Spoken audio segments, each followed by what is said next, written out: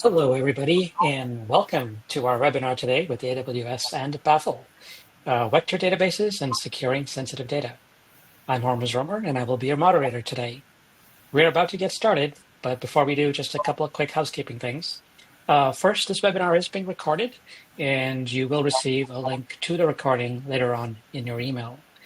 Also, we would like the webinar to be interactive, so please feel free to ask questions via the Questions tab, which you'll see in the bottom right-hand corner of your screen. We'll take questions throughout the webinar, but we will answer all the questions at the very end, so submit your questions at any time.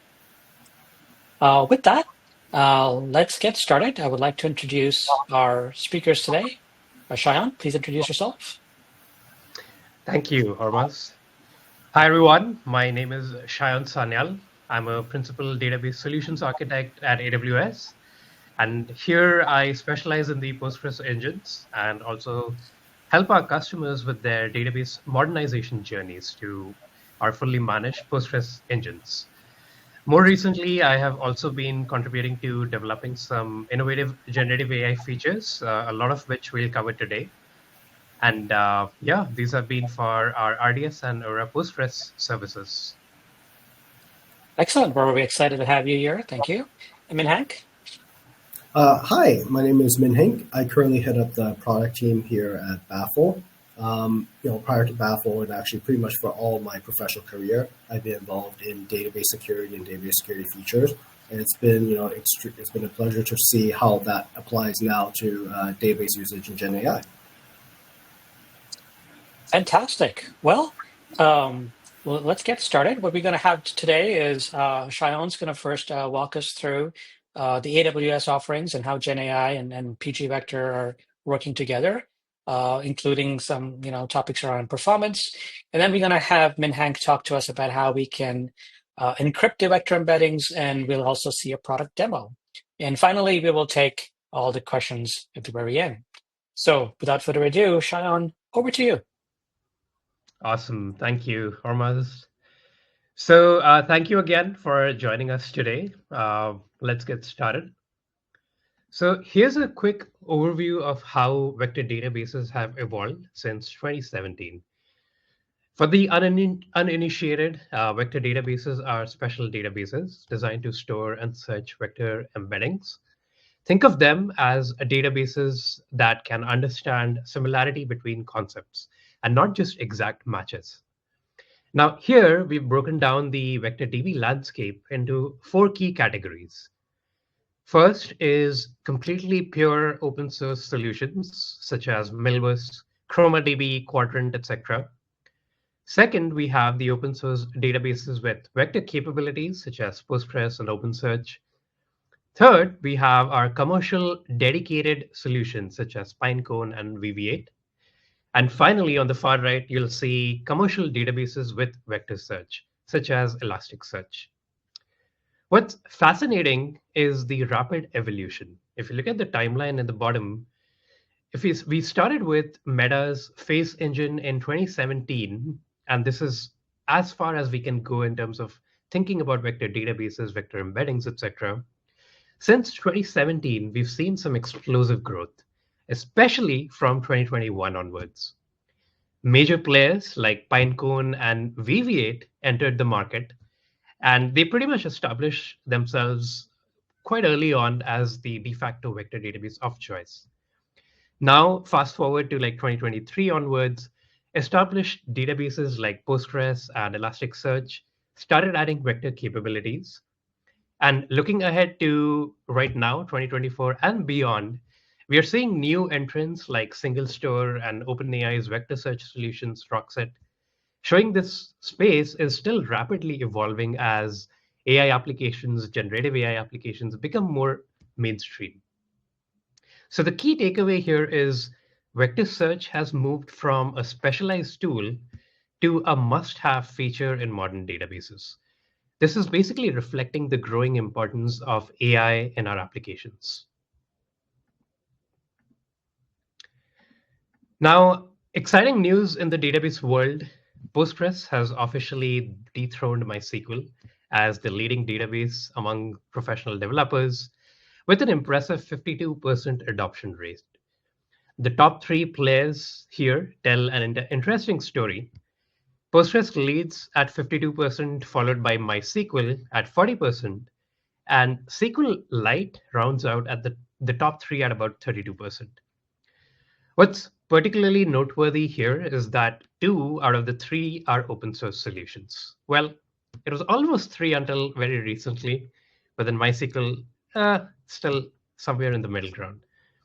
Now, this is showing that the industry's strong preference for open source databases is just rapidly expanding.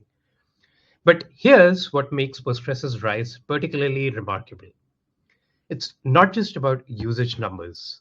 The data here shows it's also the most desired and admired database platform among developers. The key takeaway being that the future of databases is increasingly open source. Now, Postgres is, of course, leading this transformation in the professional development environment, but there's much more that's anticipated in the years to come. Now, here's the growth story of a very popular extension called pgvector in Postgres that enables vector search capabilities within the traditional relational database that is Postgres. This is a snapshot from GitHub stars. We took this just earlier today. And it's a very popular metric amongst developers, amongst the open source community. And in this graph, you're able to see clearly 3 distinct phases. Note that this is just 3 years, starting from 2022 to 2023 to 2024. 2022 was really the quietest period. We saw a little bit of like uptick, a little bit of demand in similarity search applications with the rising growth of vector databases. But then we saw a steady rise in early 2023. And then, boom, you see this hockey stick. You see this dramatic surge in late 2023 into 2024, reaching almost close to 13,000 stars. And this meteoric rise tells us one clear story. As AI applications are becoming mainstream, developers are rapidly adopting Postgres pgvector capabilities as their go-to solution for AI-powered similarity search and their generative AI applications. Now, let's take a little bit of a closer look into how this extension works and what it actually empowers our applications to do. So here's a clear sort of snapshot of what pgvector is. pgvector is an open source extension that extends Postgres' capabilities for handling vector data. Postgres is very popular in the community for a lot of these extensions. There are thousands of these extensions out there. And what pgvector does is it introduces this additional support for storage, indexing, searching, metadata, and a choice of distance operations with the pgvector extension. Now, in terms of storage, pgvector supports storing vector embeddings in specialized vector data types. So it offers the vector data type with the most recent releases, which is 0.8. It offers some additional data types, which are more optimized, which are more sort of popular, which have been requested by a lot of customers due to their popularity, due to the way they store these embeddings, etc. It supports 2 of the most popular indexing techniques for fast, quick lookups. We'll dive a little bit deeper into the performance aspects later, but HNSW and IVF-flat are sort of the de facto techniques used for similarity searches. These now also offer a couple of more optimizations with scalar and binary quantization. In terms of search techniques, there is the default exact nearest neighbor search, which is KNN. And for billion scale vector databases, we are looking at an approximate nearest neighbor algorithm, both of which are supported with pgvector. Now, of course, Postgres being a relational database, you're storing a lot of your transactional OLTP data in your Postgres databases. But the beauty of storing it with pgvector is you can now co-locate your vector embeddings next to your relational data. The other thing that it also gives you is this choice of doing distance operations, which includes cosine distances, L1, L2, dot product, Hamming, and Jaccard distances. And think of these distance algorithms as nothing but calculating the shortest distance between 2 similar dimensions or two similar vectors or two similar attributes in an n-dimensional space.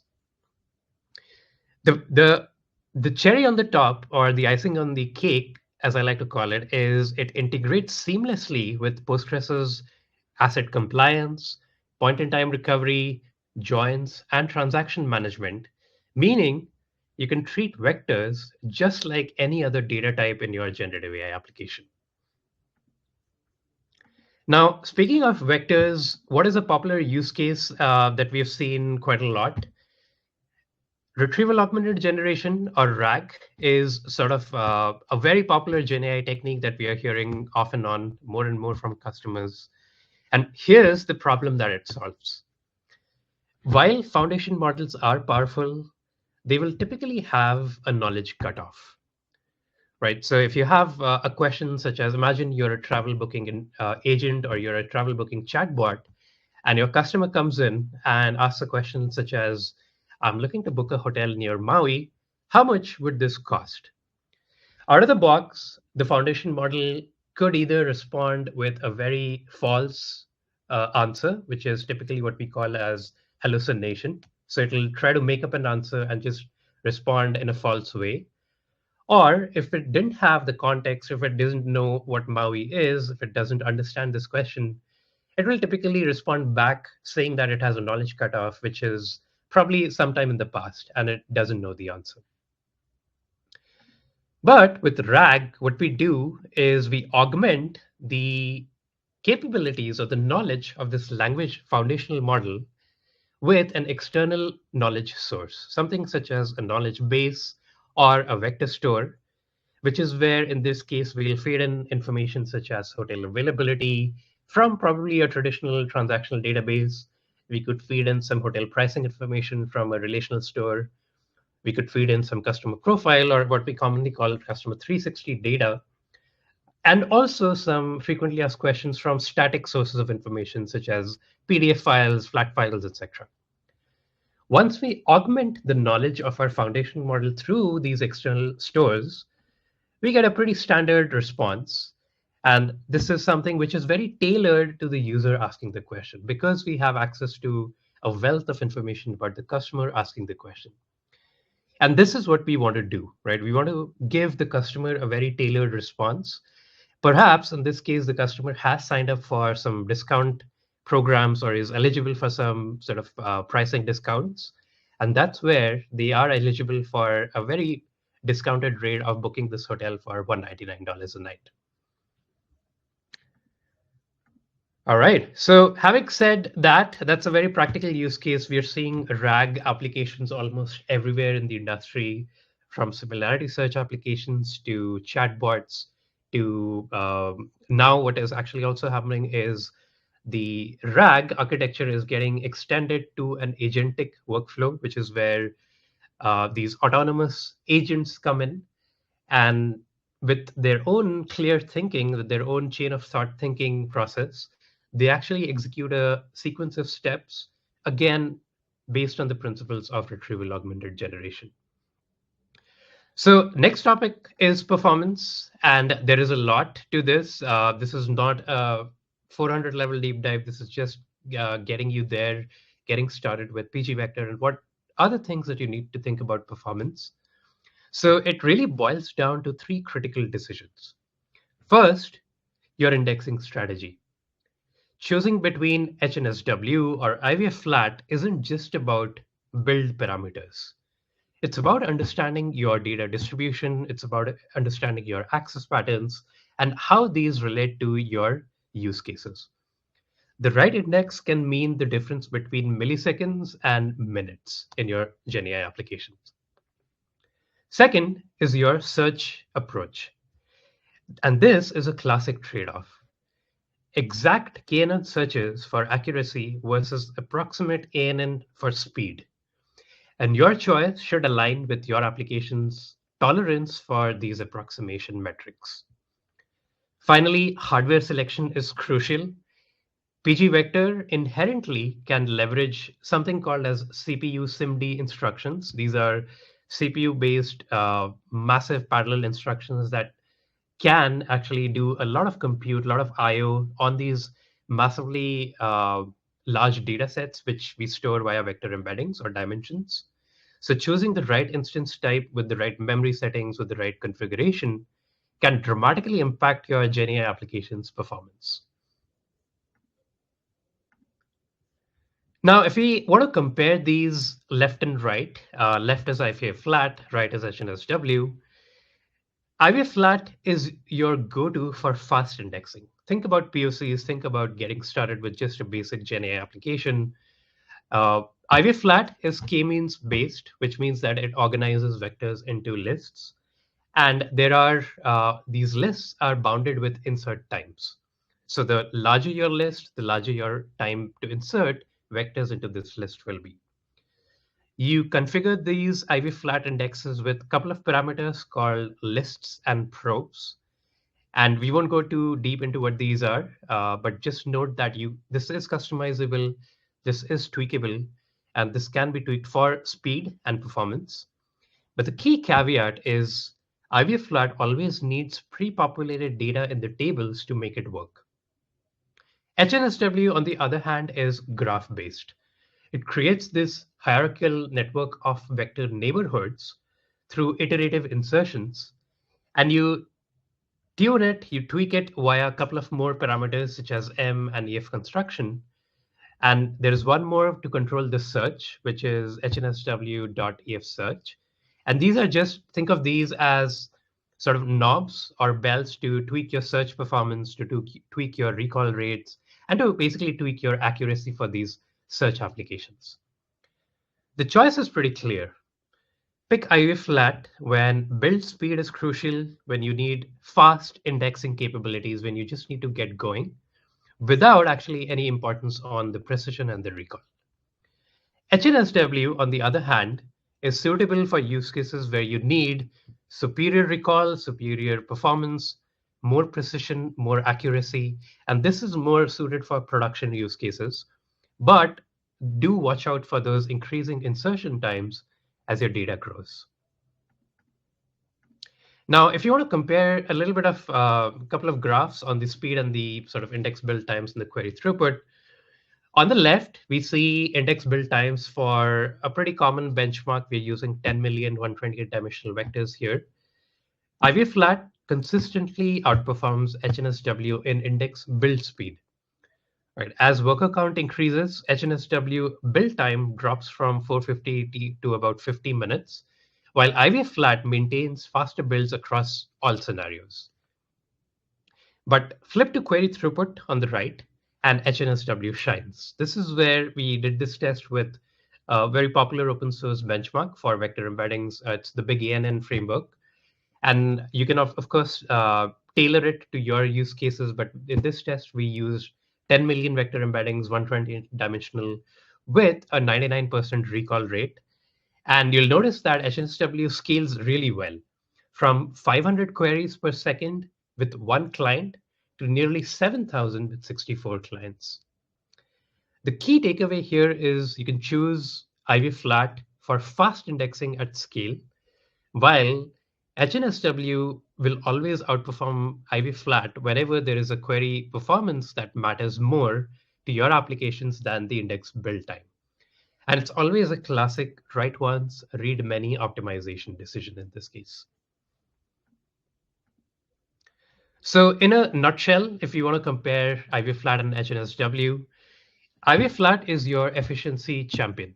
Faster builds, lower memory footprint, perfect for batch processing when you're dealing with millions of vectors. Think of it as your bulk processing workhorse, where moderate recall is acceptable. HNSW, while slower to build and more memory hungry, is your precision powerhouse. It's the default choice for a reason. Superior recall, excellent for real-time applications, and handles dynamic data beautifully. The decision framework is also straightforward here. Choose IVA flat whenever cost and simplicity are more important than precision and recall, whereas you will choose HNSW when precision and low latency are non-negotiable. One other thing to note is anytime your data sets are changing, you are doing a lot of frequent updates to your application, your data keeps deleting, inserting, etc. HNSW is better because it actually doesn't require you to rebuild the index. It actually takes the factor of automatically repopulating the index every time you do an update.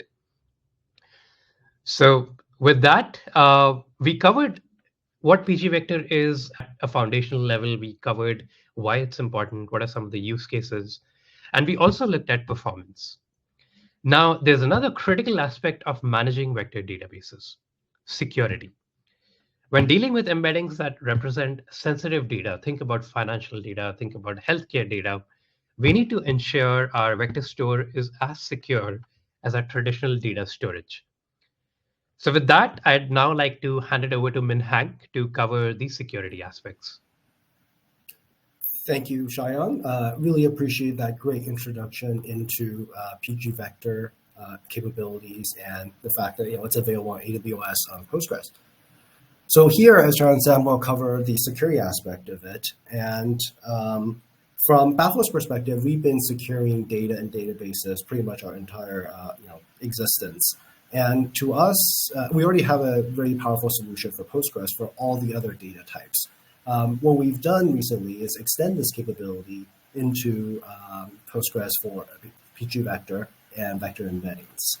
But before we get too deep in, I do want to take a step back as to what the reason for why it is that's important to secure the data in your vector databases. And what I have here is a survey, and it's been taken over the last couple of years. So that's pretty much practically the entire life of Gen AI. If we're being tongue-in-cheek about it. But McKinsey and Deloitte took these surveys and tried to get a sense of, at the C-level and executive level, what are things that concern companies about using Gen AI. And always, in each of these surveys, near the top is security, data privacy. I mean, it's really only second to inaccuracy, which is basically bad results from Gen AI, or using someone else's IP. So it's clear that security is a known problem. And what we found is that for a lot of enterprises and companies that we engage with, it's also a blocking problem for the type of use cases that they're willing to apply Gen AI to. So what we're trying to do with Baffle's data protection solutions is to actually unlock Gen AI for the private data that is sensitive. Specifically to vector databases, everybody knows that the text chunks that you might generate or just generally the data that you might actually generate your vector embeddings from is sensitive. So for example, if you decide to take your, insurance profile or customer database and customer information, and you chunked it, and you know that those chunks containing plain text data with PIIs would be considered sensitive and would actually fall under compliance regulations. One of the things that was not always apparent to most people who were sort of tiptoeing into Gen AI was whether or not the embeddings generated from them were necessarily considered an avenue for data breach. And Gartner has done some research, and and I'm sure a lot of other researchers have already confirmed that as we would all expect, the embeddings generated from sensitive data are naturally themselves sensitive, and that it is possible to extract sensitive values from them. So even though today there's no specific regulations that say, hey, your embeddings are considered PII, it's really only a matter of time. And for all practical purposes, just in terms of risk mitigation from an enterprise perspective, you really should be protecting those embeddings. And to understand how those sensitive data values actually get into a vector database and sort of the implications, I just wanted to kind of review something that Cheyenne presented earlier about the use case for retrieval augmented generation. Like Cheyenne AWS, we in our engagement with customers have found that retrieval augmented generation is pretty much one of the main ways that our customers and potential customers are rolling out and deploying their Gen AI solution. It's an approach that is very pragmatic.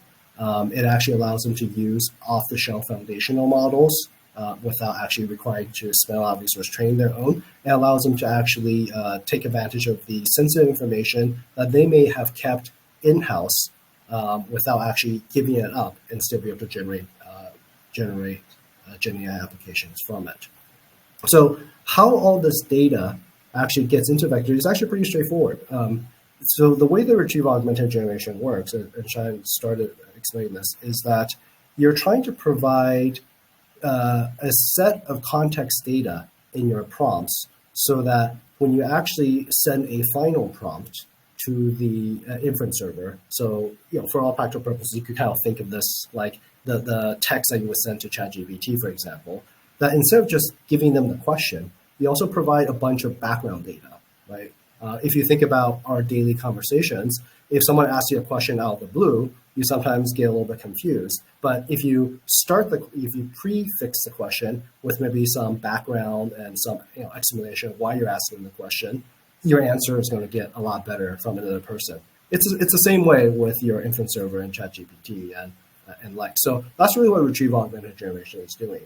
And why you need to have a vector database participating in that is that if you think about all that data that you might potentially go and use to provide with your prompt before you go to your LLM, that's a lot.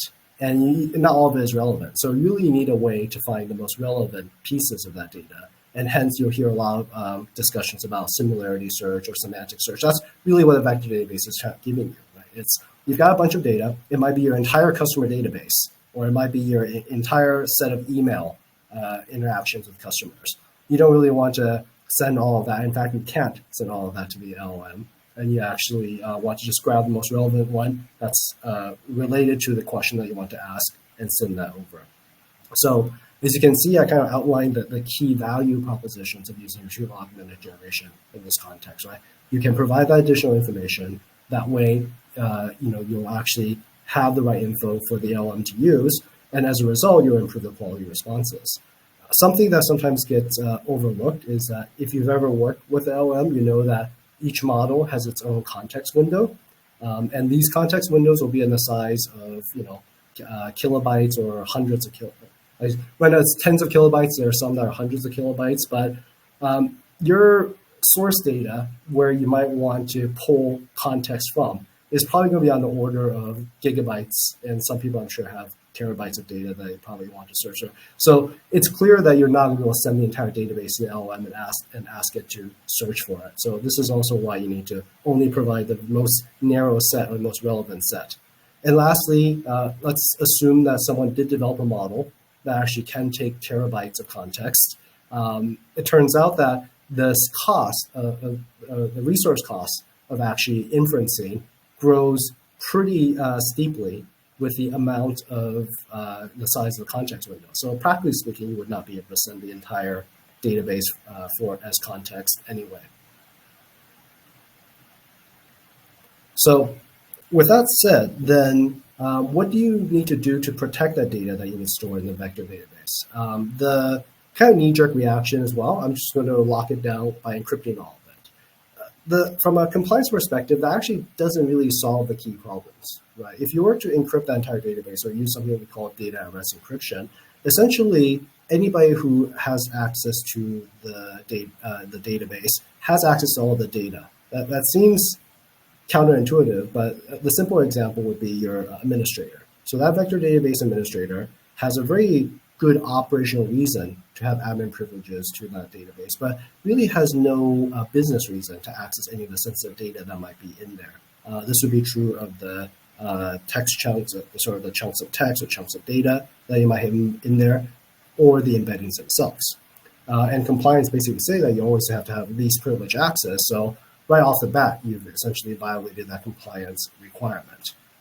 And the other thing that makes it particularly onerous or problematic when it comes to vector databases is that vector databases are a form of aggregate data store. And I'm kind of calling these out separately from maybe other types of data stores that in its nature and the way that you would build Gen AI applications, you pretty much pull data from a lot of different data sources and perhaps with a lot of different previous access control policies into a vector database.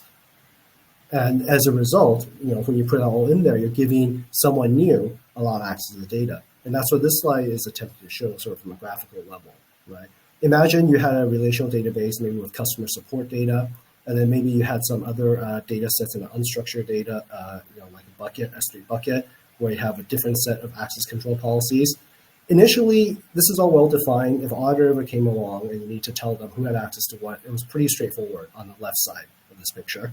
Once you start preparing it for sort of storage and generate vector embedding into the vector database, you're essentially starting to break it up, and then you're starting to munge it all together, and then finally you store it all in the vector database.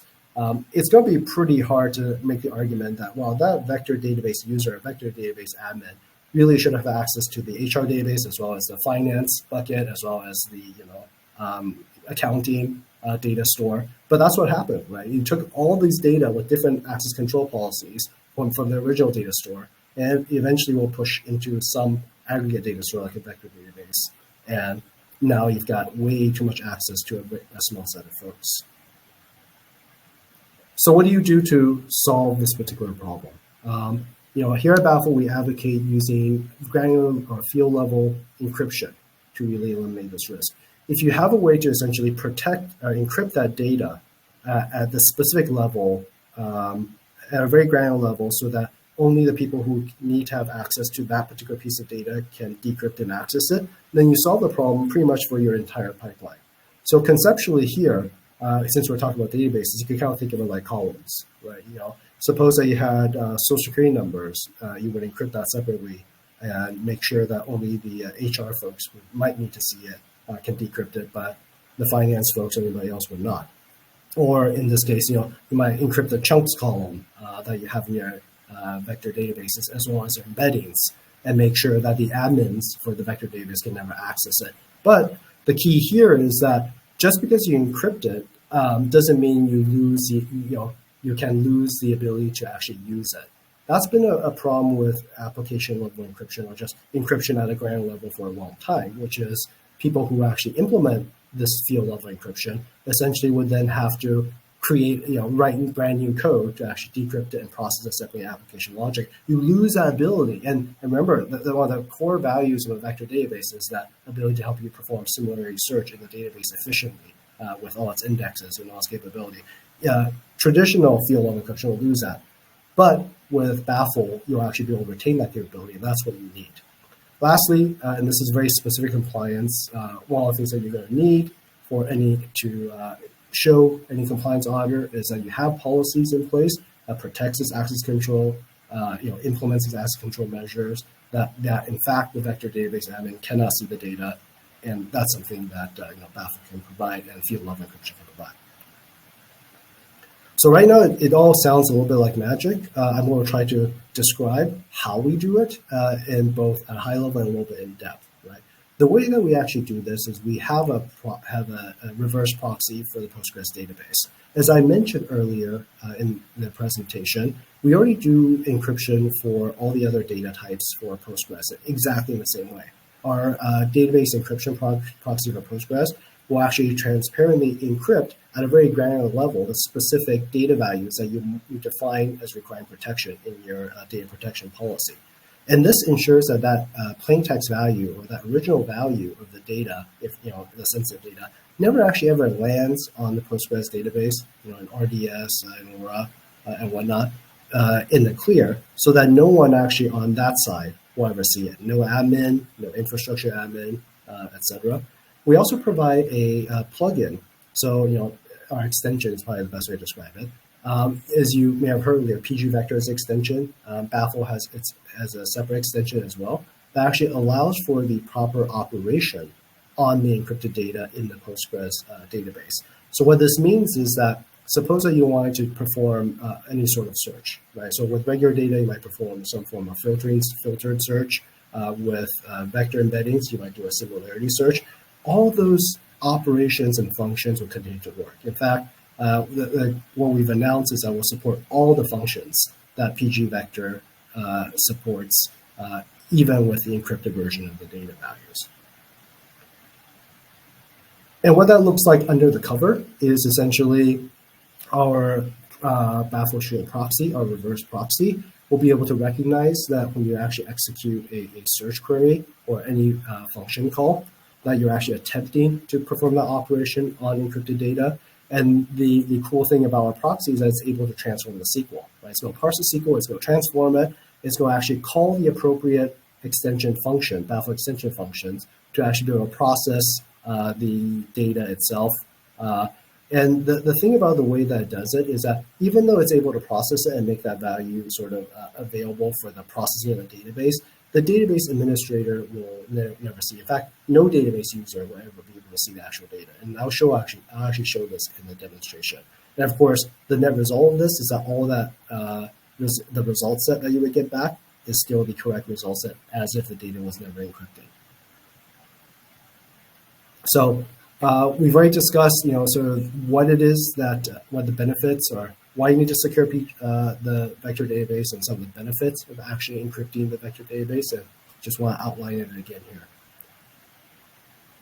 All right, so right now is this a good time to actually do a little bit more showing and a little bit less telling. I will just quickly describe what we're going to see, and I don't see the picture of the graphs. So there was a slide here with kind of an outline, but the gist of it is what I have is a sort of simulated retrieval augmented generation setup. Typically, you would actually write your GenAI application, it might be some Python code somewhere, that essentially will do the job of actually executing the query against a vector database to extract the most relevant text chunks that you would then augment your prompt with before sending over to an inference server, LLM/inference server. What we're doing today is, if I were to have that Python code, it's not particularly interesting. So we will be, or at least I will act like the application. So I'll be manually executing that logic. I'm going to execute the similarity search against the encrypted data and show that we can, in fact, get the relevant results, and actually and close it out by using ChatGPT directly with the augmented prompt just to find the actual correct output. So let me just quickly get ready to share my screen. All right. It's good. It might take a second to load. All right. I hope everybody can see. This is a pretty standard PG admin interface for any of you who've used Postgres. What I have here is I have the SQL that essentially will load the data set that includes the actual text chunks as well as the associated embeddings for that text chunks. I've actually generated this using Python code because it would take forever for me to actually type, and you also need to call the right functions to generate embeddings. So you just have to trust me on this. There's a lot of data here. But the data type, the type of data I'm kind of simulating is just some customer profiles. So let me just go ahead and execute that. Okay, now that I've actually inserted the data, what I'm going to do is I'm going to connect, and you'll see right here, this is a direct connection. So I insert the data through our Baffle Shield encryption proxy. If you recall in the picture, anything that goes through that proxy will be encrypted before it lands to the target database. So now what I'm going to do is I'm actually going to do a query as a super user. And I'm going to show that, in fact, if I were someone who wanted to go beyond my operational capability and want to just see what the data values are, I'm going to get, this is binary data. This is actually encrypted version of data. So you actually, because it's actually binary encrypted version, you actually have to call the encode hex function to actually see what it looks like. And you'll see, this is clearly neither text nor vector embeddings, right? If these were vector embeddings, and you'll see later, this will be an array of floats. Here you would actually see text. You'll notice that it's got our Baffle metadata prefix. That's how you know that it's actually encrypted by Baffle. So anyway, just as a sanity check, I'll show you what it looks like when they authorized. So remember, we're simulating the application. So when the authorized application actually attempts to access the data through Baffle Shield, you actually will see the correct data values. Right, so you can see embeddings. There should be about 1,536. That's a standard embedding length for the model type I'm using. And if you have to really drill down, you can see, in fact, those are the text chunks I had inserted earlier. So far, so good, right? We've essentially demonstrated that we can actually insert data as well as the vector embeddings, make sure they're encrypted, keep them from being breached by unauthorized users, yet allowing access to the data if you're authorized. But really, what we want to be able to show is that we can actually still operate on them. So in this same window, I'm going to try to execute a similarity search. And those who've actually ever written a RAG application, you kind of realize that the key to be able to execute a similarity search is that you actually need to generate the embeddings for the prompt as well, so that you use the embeddings to actually perform the search. So first thing I need to do is get the embeddings for the question I want to ask. So the question I'm going to ask today is, what are the favorite brands of the people who like to cook?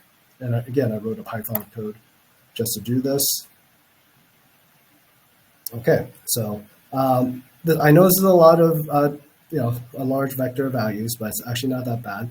One thing I want to call out is that I'm doing a limit 3, which means I will only pick up the top 3 chunks that are relevant to just keep it simple. And I'm going to go ahead and copy that and add it to my query window here, so that I can now, what I'm doing now is just tell me what is the most similar set of chunks related to my question, or my prompt in this case. And as you can see, even though the data is encrypted, I'm able to execute the similarity search perfectly fine. And in fact, I do actually have results. And just to make sure that, just to kind of give you a view of it, I'm going to open up an Excel. You will see that it is at least a specific profiles that I had inserted that has something to do with the prompt that I had asked. In fact, if you recall, it's about cooking. So if you were to actually take a closer look, you'll see cooking reference somewhere. And this is not an exact match, right? It's trying to actually understand semantically just something that is close. So if I were to complete the story and basically complete my sort of role play as the GenAI application or retrieval augmented generation application, what essentially will happen then is I would take all the results that I got from my similarity search, and then I'm going to feed it into a prompt that actually contains my question. Right? So essentially, what I'm going to tell the inference server is, I've got this bunch of this context data, in this case, customer profiles, and I want you to answer the question with it. And I had this template ready, handy, so that I could actually go to ChatGPT to complete this.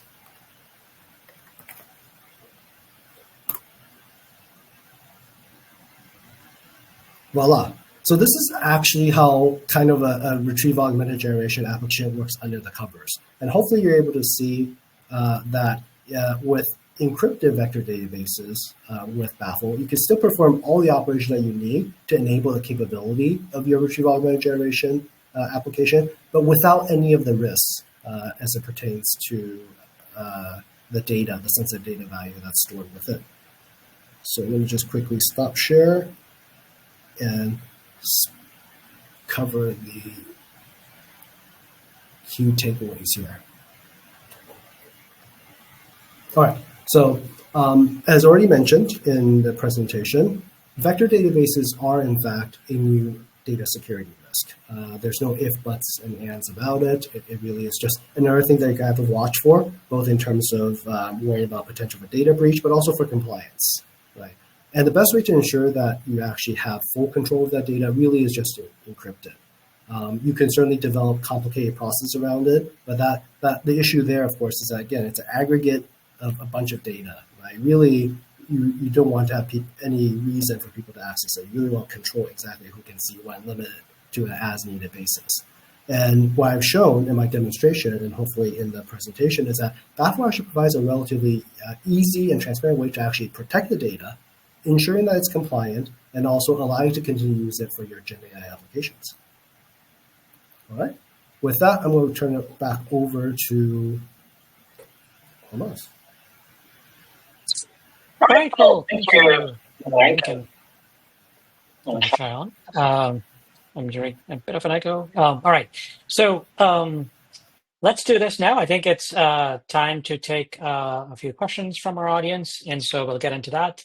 And let's start with the first question, Sean, coming in for you. Is pgvector free with AWS, or is there any costs involved? Yeah, I think I get that question a lot. So pgvector is in fact free. So great news. And it is open source software, right? So any extension in the Postgres ecosystem, open source ecosystem, is actually free. And they are basically, what the way they work is they're licensed under the Postgres license, which is a pretty permissive open source license. And what that means is you can fork it, you can use it, you can modify it, and you can distribute your own version of pgvector without any licensing fees. So it's awesome for developers. It's awesome for open source community members, especially for the Postgres ecosystem.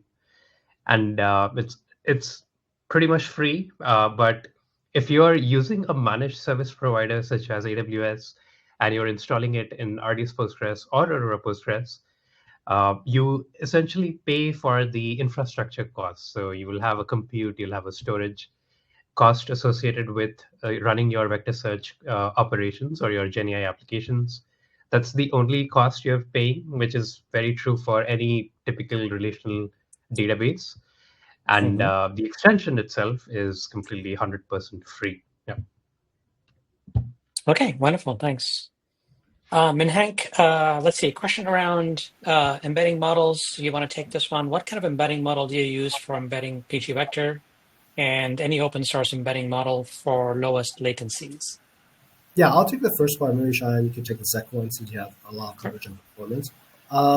There's no limitation as to the embeddings model that you can use. If pgvector is providing you the ability to store it provides the types to store vectors and perform search on it. So I just so happen to be using the ones for GPT, but you could actually use a variety of models or embedding models of your own choosing. Now, in terms of which ones are the lowest things, I haven't tried it out. Maybe Shine, you've had more experience in this, or? Yeah. So when it comes to the open source sort of embedding models, there's a leaderboard, there's an MTB leaderboard. It is very dramatic and it's very dynamic. So every day you have to just keep on looking at it. But the popular ones are the sentence transformers from Hugging Face. So the SBERT model. There's Mini LLM. I think V6 and V12 are the ones that are very popular that I've used. They are very low in latency, quick in sort of operations because they're again 256 and 512 vector dimensions. So smaller models, cheaper models, and also like very low latency, built for speed and performance. There's also some DistilBERT models. There's some Mini LM models, and there are some E5 models, all open source. Okay, wonderful. Thank you. All right. Let's see, question here, Minhank. I think this is about encryption, so I'll go to you. Sure. Is it necessary to encrypt the vector array, or can we only encrypt the text data and search by unencrypted vectors? Yeah, and that's a very good question. So you can actually encrypt the text, or I spoke earlier about granular encryption or field level encryption. You could theoretically encrypt only the specific sensitive data values.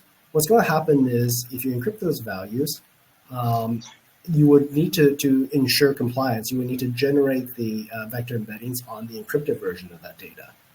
So what will happen then is you're going to end up, your similarity search will essentially not find the right values if you happen to be searching against something that was encrypted. So if you encrypted the whole plain text, text chunk, then similarity search on an encrypted value is just going to give you junk, right? Because the embeddings were generated on junk value, or encrypted values look like junk values. If you encrypted specific fields like just PIIs, a lot of times you could get away with that. But if you encrypt more and more of the actual original data, there's a higher and higher likelihood that your similarity search will just fail to find the right chunks for you, for your retrieval augmented generation, for whatever purpose you're using that. So that's why, on the one hand, we actually do support the ability to encrypt specific PIIs at Baffle, but we also introduce this ability to encrypt the whole vector array so that you can essentially keep the text kind of in clear text. We actually encrypt it here to make sure that the DBAs don't have access to it. Mhm. We want to make sure you're able to generate the embeddings on clear text value is why we support encrypting our vectors. Yep. Okay. Let's go to a question here, Shayan, maybe for you around Postgres. So the question is, we store our data in Postgres RDS and stream it to OpenSearch for data searches done by our customers. Any tips for replacing OpenSearch with PG Vector? It's a fantastic question. I think we get this a lot. And especially when it comes to like the AWS stack, there's in the fullness of time, you'll actually see more and more purpose-built managed databases coming out with vector search, right? So 2 examples, RDS Postgres, OpenSearch. Now we're also looking at GraphRag, we're looking at DocumentDB with vector search, we're looking at DynamoDB, we're looking at MemoryDB, etc. So it really comes down to what you're trying to do at the end of the day, right? So all of these engines, whether it's OpenSearch, whether it's RDS Postgres, whether it's Aurora Postgres, they're all doing the same thing in some subtle different form between one versus the other. If you're trying to do semantic search, if you're trying to build let's say like a customer service chatbot, or if you're trying to build something like a question answering system, then typically, let me actually plug in my headphones. I think I just lost this. Yeah, there we go. So typically, you'll base it on the principles of retrieval augmented generation, similarity search, cosine distance, etc., etc. The way the implementation works might be a little different. So we are talking about measuring recall and precision and query latency between one engine versus the other. And a few different techniques, like if you want hybrid search, for example, if you want specialized re-ranking capabilities, you want to implement a cross-encoder for hybrid search or combining full text search and semantic search. So those are the things which will differ. The kinds of questions that your users are asking will kind of also dictate this decision a lot. You can very well go with both the solutions because you can have OpenSearch, which will serve as your full search engine. So you can store billions of vector embeddings.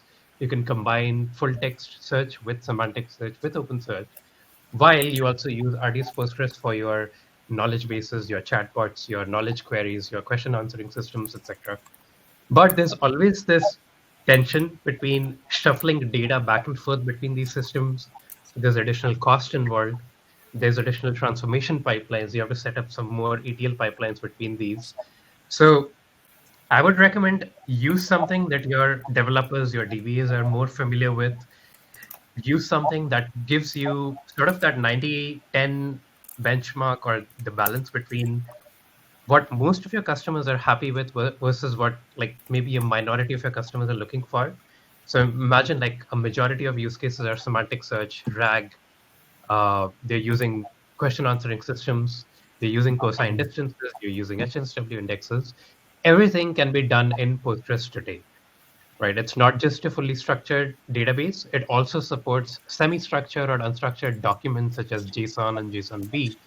So you can store those documents as well in Postgres today. If there is capabilities like hybrid search, if there are specific algorithms such as NMSLib or some specialized capabilities for hybrid search, which only OpenSearch will support, then I would stick to like implementing OpenSearch. But I would minimize it to just having one system such as Postgres, and you can do like a majority of your things with Postgres there. I know it's a long-winded answer, but hopefully helps. Yeah. Excellent. I think that makes sense. Thank you. I know there's a question here in chat that Minhenk is answering in chat, but Minhenk, can you talk a little bit to the access control policies available with Baffle and things that we can do? Sure. And this is building on our existing database data protection capabilities, right? We could actually encrypt at a column level and a row level. And when we say encrypt at a given level, it means that there's an ability to assign different keys. And the keys is really kind of the crux of the policy enforcement, because access is defined by whether or not you have the keys to encrypt or decrypt the value. And then once you decrypt the value, we further have the ability to actually then decide whether you decrypt and give out the whole value, or decrypt and give a masked version of the value. And that's what really our access control policy is. So you would start with some identity. We do integrate with identity management systems. Any IDM that supports OIDC, you can essentially say, okay, I've got identity, I've got a JWT token, JWT token that says I am so-and-so with this role. And then I can use that as a basis to decide whether or not I could then get the right key to be able to decrypt a given row of data, right? And then once you get it back, how much of it do I actually present? So it's actually a really powerful access control capability built in. And the only difference here, of course, is we extended it over to PG vector and all the vector types. And that's really what we're introducing here. Obviously, masking for vector embeddings is not as meaningful, but be able to control, for example, only a subset of those vectors based on a ownership, we call that tenant ID, is really powerful and relevant if you have a multi-tenant store. Excellent, excellent. All right. One last question, I think, before we end here. Minheng, from a product perspective, is Baffle a SaaS, a software as a service, or do I have to send you our data and embeddings to get it encrypted? Yeah, so we are definitely not a SaaS. It's one of those questions that we get asked a lot because almost everything is rolled out as SaaS today. But for us, we actually are just fully containerized software that allow you to deploy in your own infrastructure. And this was actually something that our own customers asked for because the whole goal of this was actually to minimize attack surface. And our customers basically told us the last thing we want to do is just add another service and another sort of place that we're sending our data to, and now we have to all our compliance audits now we have to check whether or not you have all the necessary policies and other things in place. So we made it very easy for you to deploy it in-house. Essentially, we just have a set of containers. You drop it in. We've got Helm charts if you use that. If not, our CS team can walk you through. But we've had customers just stand up initial setup in less than a day. Excellent, excellent. All right. Well, hey guys, just as an FYI, I think that we just put up a link there you can easily go to get more information about the product and resources. One of the resources I love on this page, if you click on that product page, is a very detailed white paper on not just vector embedding security, but also just GenAI data security in general. I would download that, and you can also request to meet with some of our product experts. There's a way to schedule a meeting there on that page as well. With that, I'd like to thank you all for joining and for making this a very interactive webinar. Thank you to Shayan for joining us from AWS and giving his insights as well, and Minheng for your expertise on data encryption. As a reminder, you will be getting an email with the recording, so please feel free to also share the webinar with your colleagues and friends as you see fit. And until next time, we hope to see you guys on our next webinar. So thank you, everybody, and have a good day. Bye-bye. Thank you. Bye.